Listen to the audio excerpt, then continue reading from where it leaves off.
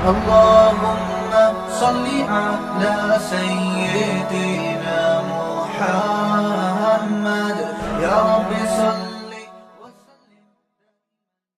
بسم اللہ الرحمن الرحیم. سورہ توبہ کا رکوع نمبر 9 اور 10ویں پارے کا رکوع نمبر 15 انشاءاللہ آج میں شروع کروں گا حسب معمول لفظی ترجمہ مختصر گرامر کے ساتھ اور پھر انشاءاللہ اس کی تفسیر. اعوذ باللہ من الشیطان الرجیم. بسم اللہ الرحمن الرحیم. المنافقون والمنافقات بعضهم من بعض. منافق مرد اور منافق عورتیں بعضهم من بعض یہ سب ایک دوسرے کی میں سے ہیں، یعنی ایک دوسرے کی جنس میں سے ہیں، ایک جیسے ہیں.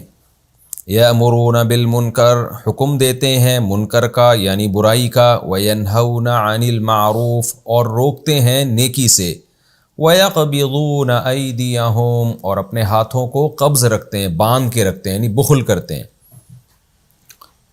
نسوا اللہ اللہ کو بھول چکے ہیں، فنسیہم نسیہ سمع یسمع کی طرح بس اللہ بھی ان کو بھول چکا ہے. ان المنافقین بے شک منافق لوگ ہم الفاسقون یہی لوگ فاسق ہیں، یعنی اللہ کی حدود کو کراس کرنے والے ہیں. وعد اللہ المنافقین وعدہ کیا ہے اللہ نے منافقین مردوں سے، والمنافقات اور منافق عورتوں سے، والکفار اور عام کفار سے. یہاں کفار کا مطلب عام دوسرے کفار، کیونکہ منافق مرد اور عورتیں وہ بھی تو کافر ہی ہیں نا، تو اس لیے یہاں کفار سے مطلق کفار نہیں، یعنی وہ کفار جو منافقین مرد اور عورتوں کے علاوہ ہیں. اس لیے بہت سے حضرات اس کا ترجمہ مفسرین یہ کرتے ہیں کہ علانیہ کافروں سے. منافق تو وہ کافر ہے جو علانیہ نہیں ہے، اور کفار وہ جو علانیہ. تو اس ترجمہ یوں کیا ہے کہ اللہ نے وعدہ کیا ہے منافق مردوں اور منافق عورتوں سے اور علانیہ کافروں سے. کس چیز کا وعدہ کیا ہے؟ نار جہنم جہنم کی آگ کا، خالدین فیہا اس آگ میں یہ ہمیشہ رہیں گے، ہی حسبہم یہ ان کے لیے کافی ہے. حسب کا معنی کافی آتا ہے نا، حسبی اللہ ونعم الوکیل، اللہ مجھے کافی اور بہترین کارساز ہے. ولعنہم اللہ اور اللہ نے ان پر لعنت کی ہے. ولہم عذاب مقیم اور ان کے لیے عذاب ہے مقیم دائمی. مقیم اقامت سے نکلا ہے. مقیم کہتے ہیں نا جو سفر میں نہ ہو، کہتے ہیں نا مقیم اتنی نماز پڑھے گا، مسافر اتنی پڑھے گا. تو مقیم کا معنی رہنے والا، یعنی وہ عذاب جو ہمیشہ رہے گا ان کے ساتھ. کالذین من قبلکم ان لوگوں کی طرح جو تم سے پہلے، یعنی یہ جو منافقین ہیں ان کی حالت کالذین ان لوگوں کی طرح ہے، من قبلکم جو تم سے پہلے گزر چکے. کانوا اشد منکم قوہ تھے وہ لوگ قوت میں تم سے بھی زیادہ. اشد منکم تم سے زیادہ شدید تھے، قوتاً قوت کے اعتبار سے. واکثر اموالا اور زیادہ تھے وہ مال کے اعتبار سے، واولادا اور اولاد کے اعتبار سے، افرادی قوت بھی بہت اور مالی قوت بھی بہت. فاستمتعوا اصل میں تھا استمتعوا استخرجوا کی طرح، استخرجا یستخرجو باب بتایا تھا نا میں نے، تو استمتع یستمتعوا فائدہ اٹھانا. استمتاع 5ویں پارے میں آیا تھا نا، فَمَسْتَمْتَعْتُمْ بِهِ مِنْهُنَّ فَآتُوهُنَّ أُجُورَهُنَّ فَرِيضَةً. تو استمتاع کا معنی فائدہ اٹھانا، متاع سے نکلا ہے، متاع دنیا کے فائدے کی چیزوں کو کہتے ہیں. فَاسْتَمْتَعُوا بِخَلَاقِهِمْ خلاق کہتے ہیں حصہ اور نصیب. قرآن میں آتا ہے نا لا خلاق لهم فی الآخرہ، جو اللہ کی آیات کو بیچتے ہیں لا خلاق لهم فی الآخرہ، آخرت میں ان کا کوئی حصہ نہیں ہے. تو حصہ نصیب اس کو خلاق کہا جاتا ہے. فاستمتعوا بخلاقہم پس ان لوگوں نے جو پہلے گزر چکے ہیں انہوں نے فائدہ اٹھایا اپنے حصے کا، یعنی جو مقدر میں ان کے لکھا تھا دنیاوی عیش و عشرت اور دنیاوی نفع، اس کا انہوں نے فائدہ اٹھایا خوب. فاستمتعتم پس اے منافقوں تم نے بھی فائدہ اٹھایا ہے، بخلاقکم اپنے حصے کا، تم نے بھی دنیا میں وہ مزے اڑا لیے جو تمہارے حصے کے تھے. ایسے ہی اڑائے کمستمتع الذین جیسے کہ مزے اڑائے الذین ان لوگوں نے من قبلکم جو تم سے پہلے تھے، بخلاقہم اپنے حصے کے ساتھ. یعنی اللہ نے پہلے تو بتایا کہ یہ آیت دوبارہ میں پڑھتا ہوں، کالذین من قبلکم کانوا اشد منکم قوۃ واکثر اموالا واولادا. یہ ایک جملہ ختم ہو گیا کہ منافقین کی مثال ان لوگوں کی طرح ہے جو تم سے پہلے گزرے تھے اور مال میں، اولاد میں، قوت میں تم سے زیادہ تھے۔ دوسرا جملہ کہاں سے شروع ہو رہا ہے؟ فاستمتعوا بخلاقہم، ان لوگوں نے فائدہ اٹھایا تھا اپنے حصوں کے ساتھ، پس تم بھی اب فائدہ اٹھا رہے ہو اپنے حصوں کے ساتھ، بالکل انہی لوگوں کی طرح جنہوں نے تم سے پہلے اپنے حصوں کے ساتھ فائدہ اٹھایا۔ یعنی جو کافر پہلے گزرے ہیں انہوں نے بھی خدا کی نافرمانیاں کر کے دنیا میں جس طرح سے مزے اڑائے، اے منافقو تم بھی خدا کی نافرمانی کر کے اسی طرح مزے اڑا رہے ہو، اور جو مزے تمہارے مقدر میں لکھے ہیں، جو تمہارا حصہ ہے، اس میں تم مشغول ہو۔ وَخُذْتُمْ كَالَّذِي خَاضُوا، اور تم بھی گھس گئے ان لوگوں کی طرح جو گھس گئے تھے۔ خوض کا مطلب گھسنا ہوتا ہے، یہاں مراد ہے برے کاموں میں گھس جانا، یعنی کیونکہ اس کا آبجیکٹ مذکور نہیں ہے نا، تو یہاں مراد کیا ہے سیاق و سباق سے۔ خُذْتُم اصل میں تھا خوضتم، ضربتم کی طرح۔ تو اے منافقو تم بھی گھس گئے برے کاموں میں، بری باتوں میں، کالذی خاضوا، اس شخص کی طرح، کالذی اس قوم کی طرح، خاضوا جو وہ بھی گھس گئی تھی، یعنی وہ بھی ہر وقت برائیوں میں اور عیاشیوں میں اور تخریب کاری میں گھسے رہتے تھے، تم بھی انہی کی طرح گھسے ہو اور مست ہو کے دنیاوی مزے اڑانے کی کوشش میں لگے ہوئے ہو۔ اولئک حبطت اعمالہم فی الدنیا والآخرہ، یہ وہ لوگ ہیں جن کے اعمال برباد ہو گئے دنیا میں بھی اور آخرت میں بھی۔ آخرت میں اعمال برباد ہو گئے، اس کا مطلب تو واضح ہے کہ آخرت میں اجر نہیں ملے گا۔ دنیا میں اعمال بھی برباد ہو گئے، اس کا مطلب کہ اس پر جو ثواب کی تمہیں خوشخبریاں تھیں وہ خوشخبریاں بھی نہیں ملیں گی، یہ بھی اعمال کی بربادی ہے۔ دوسرا اعمال، چلے میں یہ تو تفسیر میں بتاؤں گا، میں تو ترجمے کے ساتھ ہی تفسیر شروع کر دیتا ہوں پھر۔ وَأُولَئِكَ هُمُ الْخَاسِرُونَ، اور یہی لوگ خسارے والوں میں سے ہیں۔ أَلَمْ يَأْتِهِمْ، کیا نہیں آئی ان کے پاس، نَبَأُ الَّذِينَ مِن قَبْلِهِمْ، ان لوگوں کی خبر جو ان سے پہلے گزر چکے ہیں۔ اے نبی کیا ان منافقین کو پچھلی قوموں کے واقعات معلوم نہیں ہیں؟ قوم نوح وعاد وثمود، نوح کی قوم، قوم عاد، قوم سمود، وقوم ابراہیم، ابراہیم کی قوم، واصحاب مدین، مدین والے لوگ جن کی طرف اللہ نے شعیب علیہ السلام کو بھیجا تھا، والمؤتفقات، اور الٹی ہوئی بستیوں کی خبریں۔ اعتکفا کا معنی ہوتا ہے اتفقا، اس کا معنی ہوتا ہے پلٹنا، الٹنا، تو مؤتفقات الٹنے والی بستیاں۔ اصل میں مراد کیا ہے؟ القرى المؤتفقات، یعنی وہ بستیاں جو الٹ دی گئی تھی، موصوف محذوف ہے یہاں پہ۔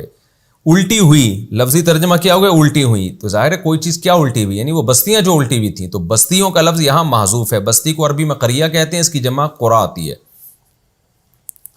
اتتہم رسلہم بالبینات، آئے تھے ان کے پاس ان کے پیغمبر واضح دلائل کے ساتھ۔ فما کان اللہ لیظلمہم، پس اللہ ایسا نہیں ہے کہ ان پر ظلم کرے، ولیکن کانوا انفسہم یظلمون، لیکن وہی ایسے تھے کہ اپنی جانوں پر ظلم کیا کرتے تھے۔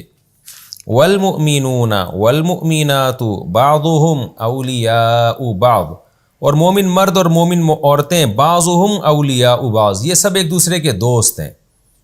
کیسے دوست ہیں؟ آگے اس کا تذکرہ ہے۔ یأمرون بالمعروف، یہ نیکی کا حکم دیتے ہیں، وینہون عن المنکر، اور برائیوں سے روکتے ہیں، یعنی ان کاموں میں دوست ہیں۔ وَيُقِيمُونَ الصَّلَاةَ، نمازوں کو قائم کرتے ہیں، وَيُؤْتُونَ الزَّكَاةَ، زکوٰۃ ادا کرتے ہیں، وَيُطِيعُونَ اللَّهَ وَرَسُولَهُ، اور اللہ کی اور اس کے رسول کی اطاعت کرتے ہیں۔ أُولَئِكَ سَيَرْحَمُهُمُ اللَّهُ، یہ ہیں وہ لوگ عن قریب اللہ ان پر رحم کرے گا۔ سین کا مطلب عن قریب، یرحمو، رحم کرے گا۔ ان اللہ عزیز حکیم، بے شک اللہ زبردست غالب اور حکمت والا ہے۔ وعد اللہ المؤمنین والمؤمنات، وعدہ کیا ہے اللہ نے مومن مردوں سے اور مومن عورتوں سے، جنات تجری من تحتها الانہار، ایسے باغات کا جن کے نیچے نہریں بہتی ہیں، خالدین فیہا، ان باغات میں یہ ہمیشہ رہیں گے، ومساکن طیبۃ، اور ایسے ٹھکانوں کا وعدہ کیا جو پاکیزہ ہوں گے۔ مسکن ٹھکانے کو کہتے ہیں، سکونت کی جگہ، مساکن اس کی جمع، یعنی وہی جنت کی تعریف ہو رہی ہے۔ طیبہ پاکیزہ، اچھی جگہ، صاف ستھری جگہ جن کی طرف انسان کی رغبت ہو۔ طیب اس چیز کو کہتے ہیں جس کی طرف آپ کی رغبت ہو، اس کی طہارت کی وجہ سے۔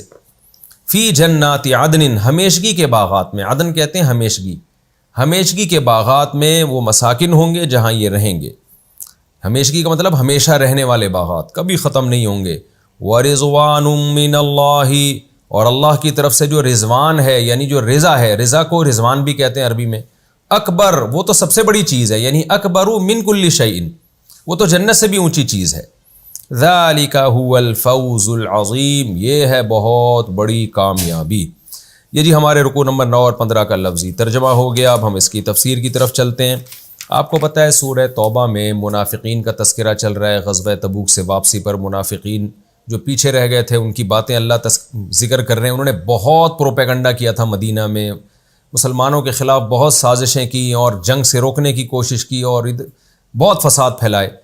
تو میں نے عرض کیا تھا نا کہ اس صورت میں سب سے زیادہ منافقوں کا تذکرہ اللہ نے اس صورت میں کیا، سورہ توبہ میں، کیونکہ جہاد منافق کو بالکل کھول کے رکھ دیتا ہے اس کی حیثیت کو۔ جو جتنا غزوہ تبوک میں منافق ایکسپوز ہوئے اتنا کسی اور موقع پہ نہیں ہوئے، تو اللہ نے بھی کھول کھول کے ان کی حالت کو بیان کیا تاکہ یہ توبہ کریں اور مسلمان ان سے ہوشیار ہو جائیں۔ قرآن کہتا ہے المنافقون والمنافقات بعضهم من بعض، منافق مرد اور عورتیں ایک دوسرے کی جنس میں سے، ایک دوسرے کے دوست ہیں، ایک دوسرے جیسے ہی ہیں، یعنی ان میں سب چیزیں، کچھ برائیاں ایسی ہیں جو ان سب میں کامن ہیں، اس لیے بتایا کہ یہ سب ایک دوسرے کی جنس میں سے۔ کہتے ہیں نا، تو اور ہم کسی کو کہہ رہے ہو نا تجھ میں اور چور میں کوئی فرق نہیں ہے، اور تجھ میں اور فلاں دہشت گرد میں کوئی فرق نہیں ہے، مطلب تیری حرکتیں بھی ویسے ہی ہیں، تجھے بھی یہ وسائل مل جائیں تو بھی وہی کچھ کرے گا۔ تو یہ عام محاوروں میں بھی یہ جملہ استعمال ہوتا ہے۔ کن چیزوں میں یہ ایک جیسے قرآن تذکرہ کرتا ہے، یأمرون بالمنکر، بری باتوں کا حکم دیتے ہیں، فساد کا، اختلاف کا، یأمرون بالمنکر وینہون عن المعروف، نیکیوں سے روکتے ہیں، صدقات و خیرات کوئی کرنا چاہے گا اس کو روکیں گے، یار مہنگائی کا دور ہے تم اس حالت میں صدقہ کر رہے ہو، اور اس طرح کی باتیں نا، کوئی رشتہ داری جوڑنے کی بات کرے گا، او بھائی اس نے تمہارے ساتھ اتنا برا سلوک کیا تم پھر بھی اس سے جڑ رہے ہو، یہ تو تمہاری بزدلی کی علامت ہے۔ آپ نے دیکھا ہوگا معاشرے میں ایسے لوگ ہوتے ہیں جو ہمیشہ شر کی بات کر رہے ہوتے ہیں۔ وَيَقْبِضُونَ أَيْدِيَهُمْ، اور اپنے ہاتھوں کو بھی باندھ کے رکھتے ہیں، سخاوت نہیں ہے ان میں، کیونکہ دنیا پرست ہیں، ان کا خیال یہ ہے کہ یہیں سب کچھ رہ جائے گا، تو جو سخاوت ہونی چاہیے وہ نہیں ہے۔ نسوا اللہ، اللہ کو بھول گئے ہیں، فنسیہم، اللہ بھی ان کو بھول گیا ہے۔ یہ صنعت مشاکلت کہلاتا ہے، یہ لفظ یاد رکھ لیں، صنعت مشاکلت، کیونکہ قرآن میں اللہ کے لیے بعض لفظ ایسے استعمال ہوئے ہیں جو بظاہر اللہ کی شان، یعنی اللہ کی شان کے لائق نہیں ہے، جیسے ومکر اللہ، اللہ نے مکر کیا۔ اب مکر کا لفظ جو ہے نا، مکر، یہ تو ایک برے اس میں آتا ہے نا، برے معنی میں۔ مکر کا مطلب بری تدبیر، ہم کہتے ہیں نا بڑا مکار ہے، بڑے مکر و دجل کرتا ہے، تو قرآن میں آتا ہے اللہ کے لیے مکروا ومکر اللہ۔ اسی طرح قرآن میں آتا ہے فنسیہم، اللہ ان کو بھول گیا، حالانکہ اللہ تو بھولتا نہیں ہے۔ وما کان ربک نسیا، قرآن خود کہتا ہے کہ تیرا رب بھولتا نہیں ہے۔ اور اسی طرح آگے بھی ایک لفظ آ رہا ہے کہ سخیر اللہ، اللہ ان سے مذاق کرتا ہے، تمسخر۔ اب تمسخر جو ہے نا، مذاق کرنا، اور تمسخر کا معنی وہ مذاق جس میں سامنے والے کی توہین بھی ہو، جیسے آپ نے دیکھا ہو نا لڑکے ایک دوسرے کے ساتھ کر رہے ہوتے ہیں، اس کی انسلٹ کر رہے ہوتے ہیں مذاق میں، تو اس قسم کے مذاق کو تمسخر کہا جاتا ہے۔ ایک ہے مزاح، مزاح کا مطلب کسی سے ایسی گپ شپ کرنا یا ایسی بات کرنا جس سے وہ خوش ہو جائے، تو یہ مزاح تو نبی صلی اللہ علیہ وسلم نے بھی کیا ہے، یہ تو آپ صلی اللہ علیہ وسلم کی سنت ہے۔ یہاں تک حدیث میں آتا ہے کہ صحابہ کہتے ہیں ہمیں نبی سے زیادہ مزاح کرنے والا ہم نے کسی کو نہیں دیکھا، یعنی آپ صلی اللہ علیہ وسلم اپنے ساتھیوں کی دلجوئی کے لیے مزاح کیا کرتے تھے، تو اس سے سامنے والے کا دل خوش ہو جاتا ہے، وہ تو جائز ہے۔ ایک ہے تمسخر، جس کو ہم اردو میں اس کے قریب قریب لفظ ہے مذاق، کہہ رہے ہیں نا بھائی کیا مذاق کر رہے ہو، تو یہ پورا ترجمہ نہیں ہے تمسخر کا، لیکن کسی حد تک اس معنی میں استعمال اردو میں بھی ہوتا ہے، تو اس کو کہتے ہیں مذاق، کہ بھئی مذاق کر رہے ہو میرے ساتھ تم لوگ، کہتے ہیں نا، تو لیکن اصل لفظ ہے تمسخر۔ تمسخر کا معنی وہ مذاق جس میں سامنے والے کی توہین ہو، جیسے لوگ کر رہے ہوتے ہیں نا کہ کرسی پہ آ کے بیٹھا تو کرسی کھینچ لی نیچے سے، لوگ ہنس جاتے ہیں اور سامنے والے کا بیڑا غرق ہو جاتا ہے، اس طرح کی چیزوں کو۔ تو اب کیا ہے، قرآن میں اللہ کے لیے لفظ استعمال ہوا ہے سخیر اللہ، سخیر یسخر کا معنی ہوتا ہے مذاق کرنا، تو خوب سمجھ لیں ایسے الفاظ جو بظاہر نامناسب تھے قرآن میں یہ اللہ کے لیے صنعت مشاکلت کے طور پہ استعمال ہوئے. صنعت مشاکلت کا مطلب یہ ہوتا ہے کہ انہی کے الفاظ میں ان کو جواب دینا. جیسے یہاں پر ہے نسوا اللہ، یہ اللہ کو بھول گئے ہیں. تو اب چونکہ یہ اللہ کو بھولے ہیں تو یہاں اللہ نے اپنے لیے انہی کے الفاظ میں جو کام انہوں نے کیا اسی کی نسبت اللہ نے اپنی طرف کی. تو ایسے موقع پہ یہ الفاظ استعمال کرنا نامناسب نہیں ہے بلکہ بلاغت کا قاعدہ ہے. اس کی مثال ایسے جیسے کوئی آپ کے ساتھ تمسخر کر رہا ہو اور بدتمیزی کر رہا ہو تو آپ اسے ڈرانے دھمکانے کے لیے کیا کہتے ہیں؟ بیٹا مذاق تو اب ہم تمہارے ساتھ کرنے والے ہیں، تمہیں کیا پتا.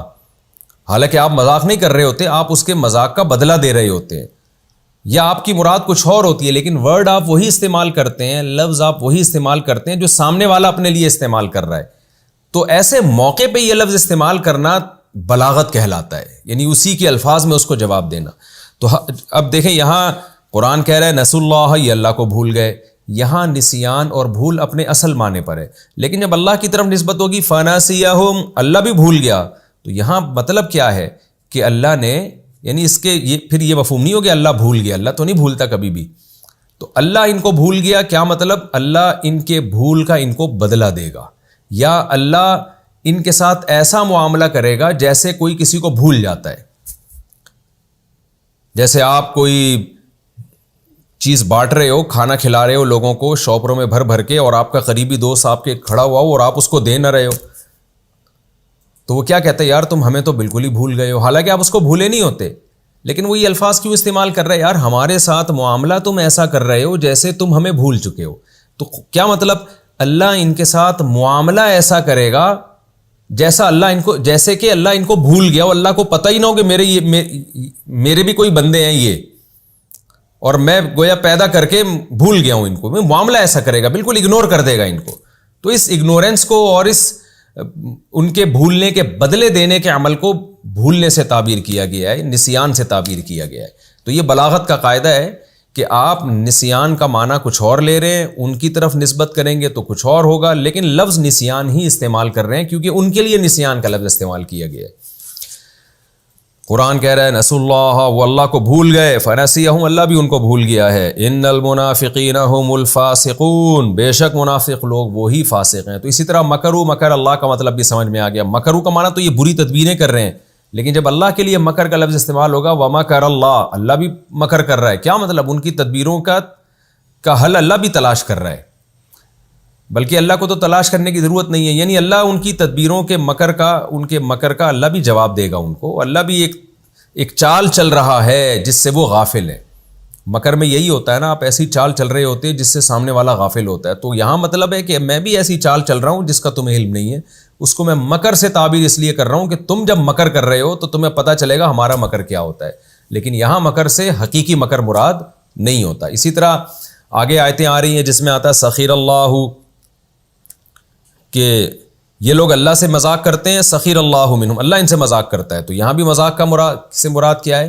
اللہ ان کو ان کے جو تمسخر ہے اس کا بدلہ دیتا ہے،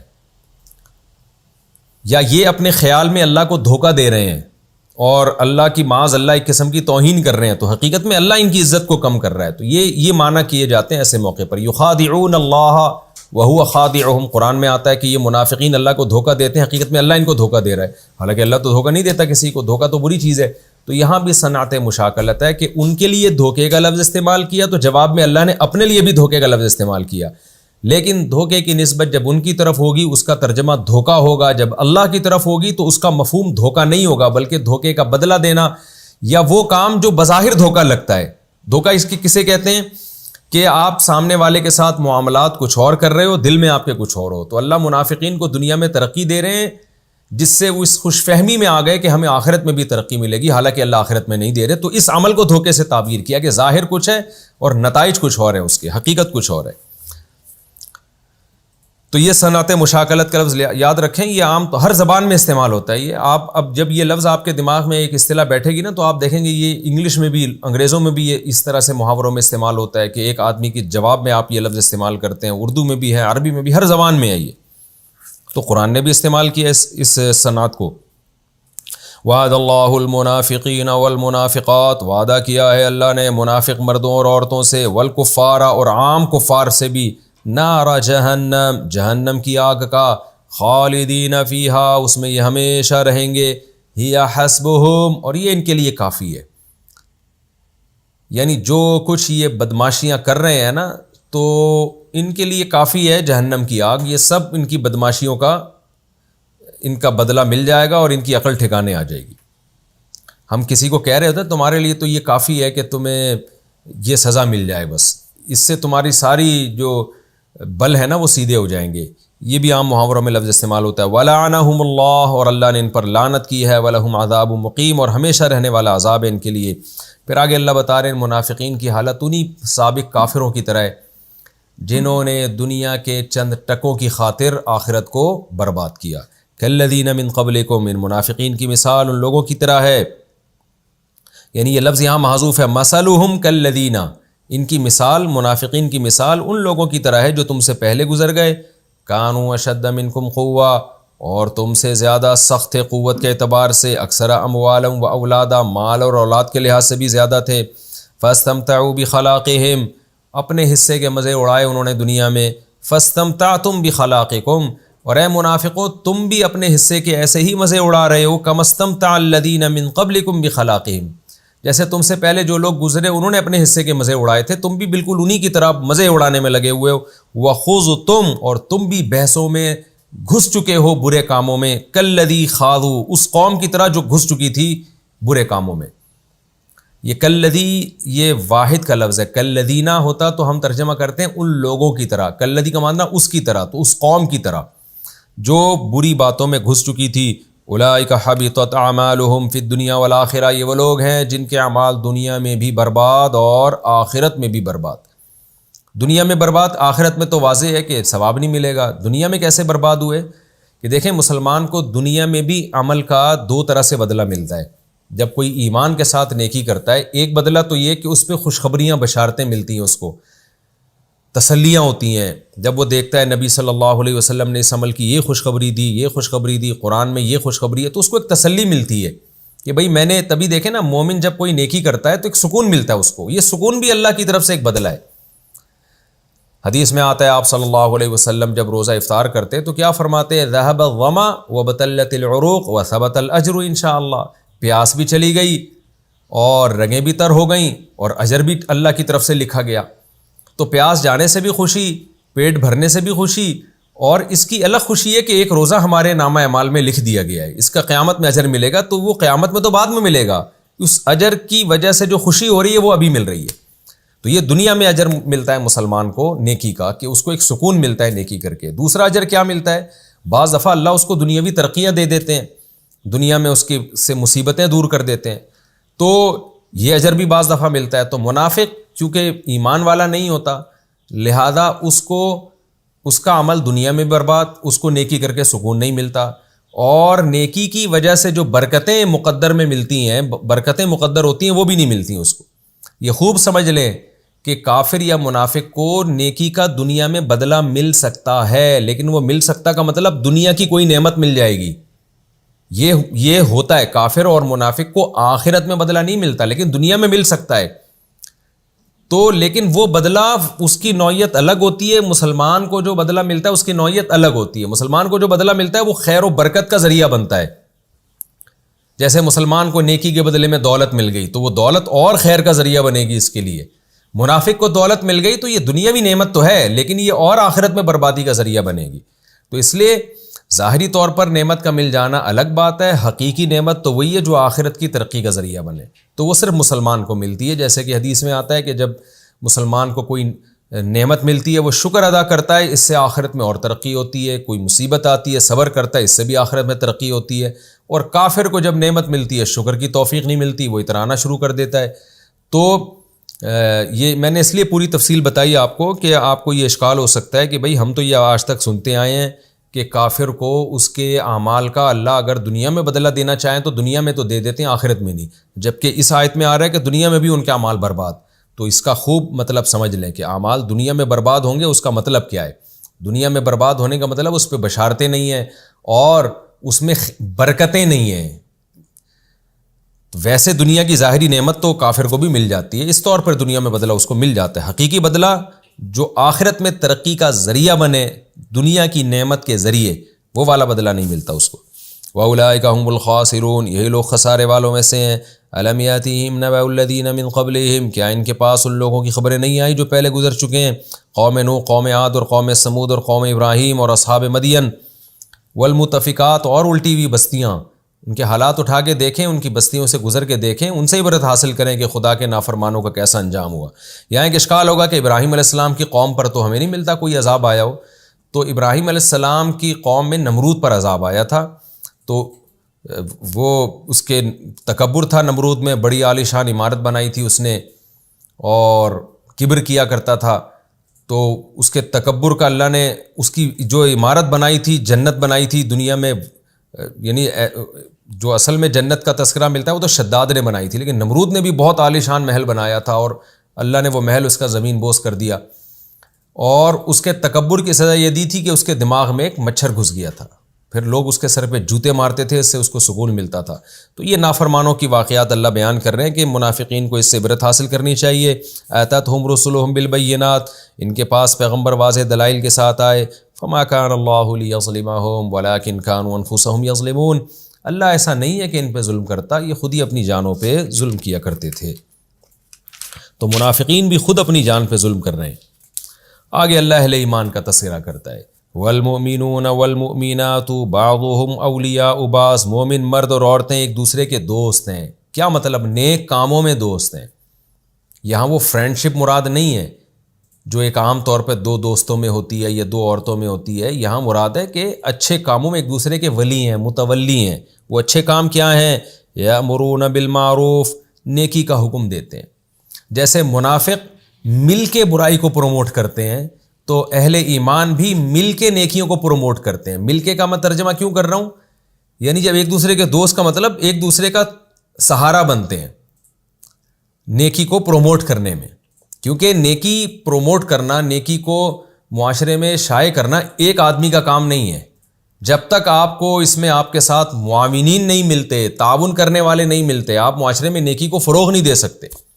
تو اللہ کہتے ہیں منافقین مل کے، ایک اکیلا منافقی کام نہیں کرتے، ان کے مرد اور عورتیں مل کے معاشرے میں برائی پھیلانے کی کوشش کرتے ہیں، نیکیوں میں رکاوٹ کا ذریعہ بنتے ہیں۔ اہل ایمان بالکل اس کے برعکس ہوتے ہیں، وہ ایک دوسرے کے ساتھ تعاون کرتے ہیں نیکیوں میں، وَيَنْهَوْنَ عَنِ الْمُنْكَرِ، اور برائیوں سے روکتے ہیں، یعنی اس معاملے میں ایک دوسرے کے دوست ہیں۔ وَيُقِيمُونَ الصَّلَاةَ، نمازوں کو مل جل کے قائم کرتے ہیں۔ نمازوں کو قائم کرنے کا مطلب کیا ہے؟ جماعت سے نماز پڑھنا، پابندی سے، اور اس میں ایک دوسرے کے ساتھ تعاون بھی کرتے ہیں کیونکہ ولی ہیں ایک دوسرے کے۔ وَيُؤْتُونَ الزَّكَاةَ، زکاتیں دیتے ہیں۔ وَيُطِيعُونَ اللَّهَ وَرَسُولَهُ، اللہ اس کے رسول کی اطاعت کرتے ہیں۔ أُولَٰئِكَ سَيَرْحَمُهُمُ اللَّهُ، عن قریب اللہ ان پر رحم کرے گا۔ یہاں رحم سے مراد ہے جنت والا رحم، یعنی جنت میں اللہ ان کو داخل کرے گا۔ ان اللہ عزیز حکیم، اللہ زبردست غالب اور حکمت والا ہے۔ غالب کا مطلب وہ جو چاہے گا کر لے گا، اسے کوئی نہیں روک سکتا۔ ابھی موجودہ حالت مسلمانوں کی دیکھ کے پریشان نہ ہو، اللہ ان کو غلبہ دے دے گا، اور حکیم حکمت والا ہے، فوراً مدد نہیں آتی، اس میں کچھ اس کی حکمتیں ہیں۔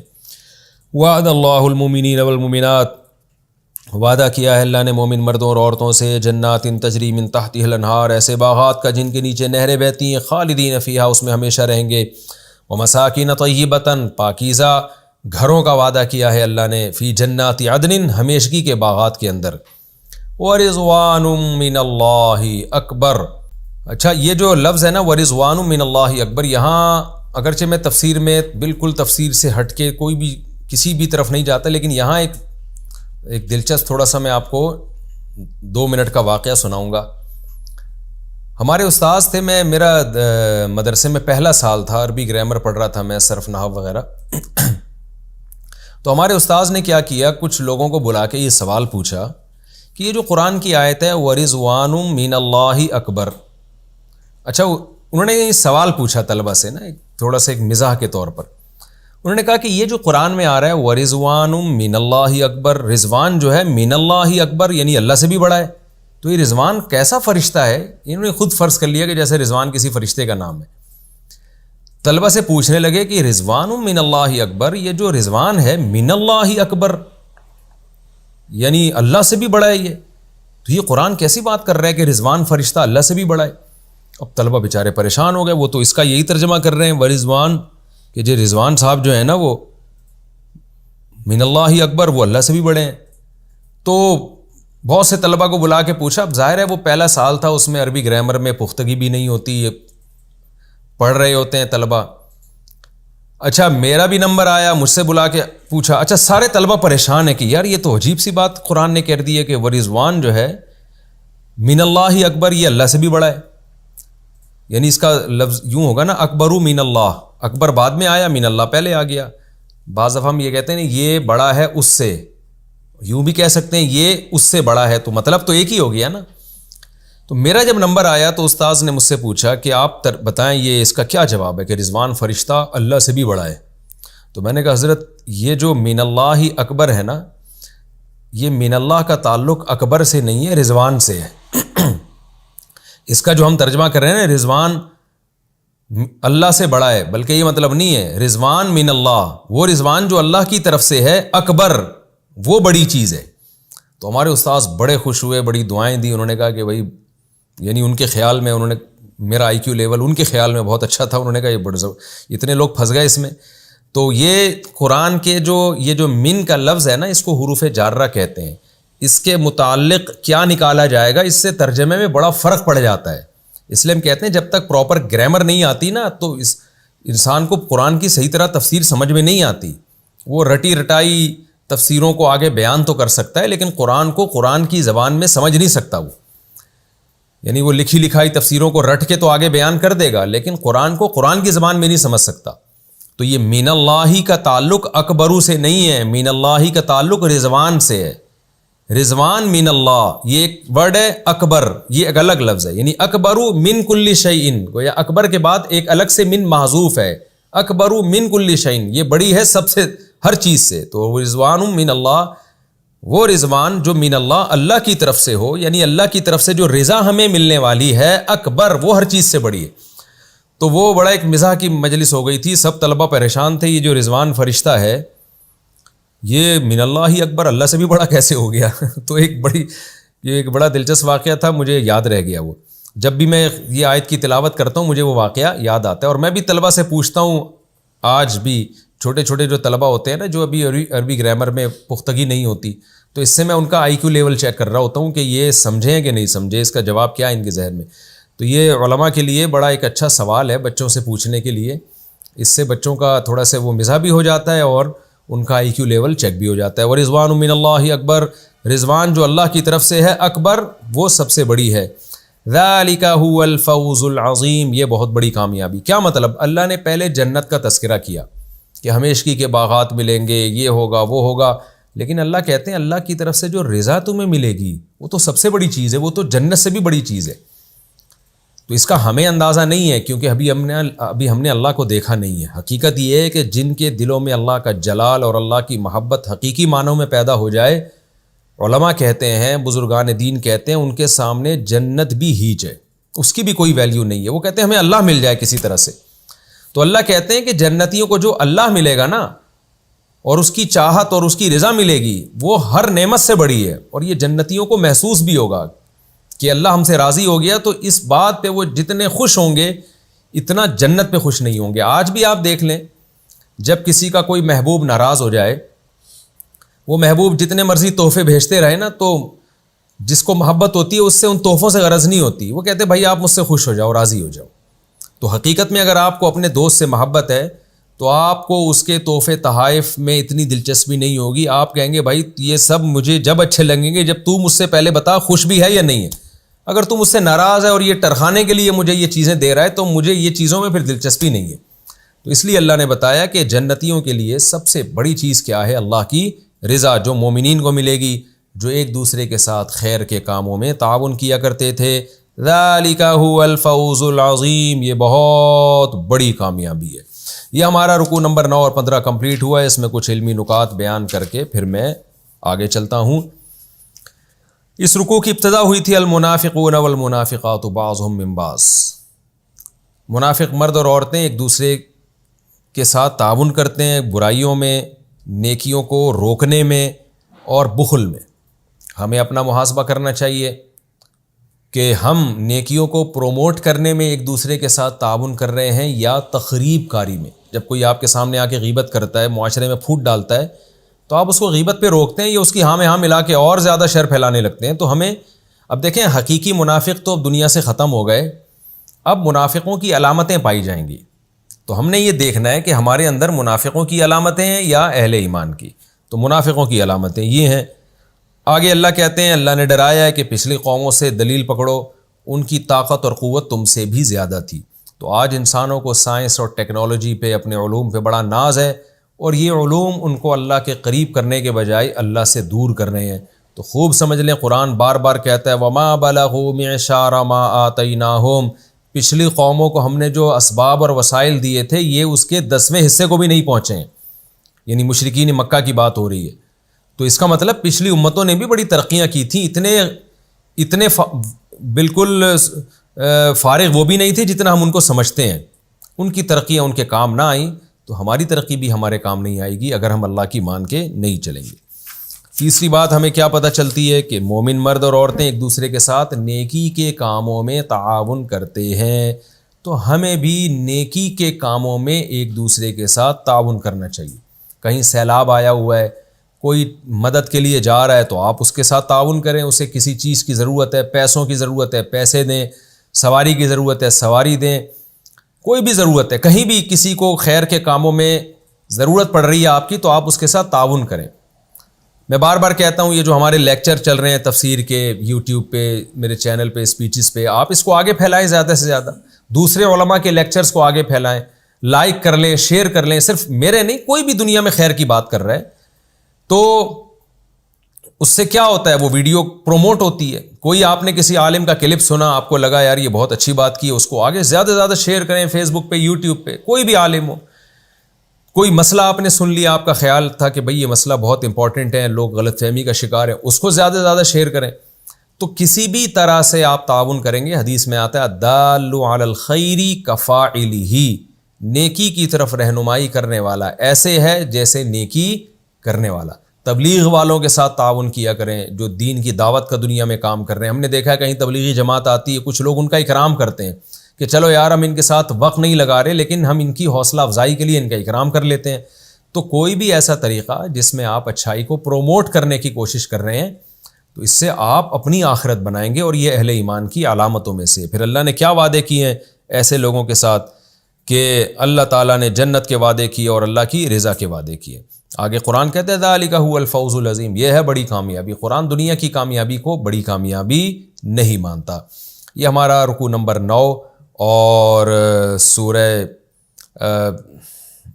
سورہ توبہ کا رکوع نمبر 9 کمپلیٹ ہوا, اور 10ویں پارے کا رکوع نمبر 15 ہمارا کمپلیٹ ہو گیا. اگلے ایپیسوڈ میں انشاءاللہ ہم سورہ توبہ کا رکوع نمبر 10 شروع کریں گے اور 10ویں پارے کا رکوع نمبر 16 اسٹارٹ کریں گے انشاءاللہ. وما علینا الا البلاغ.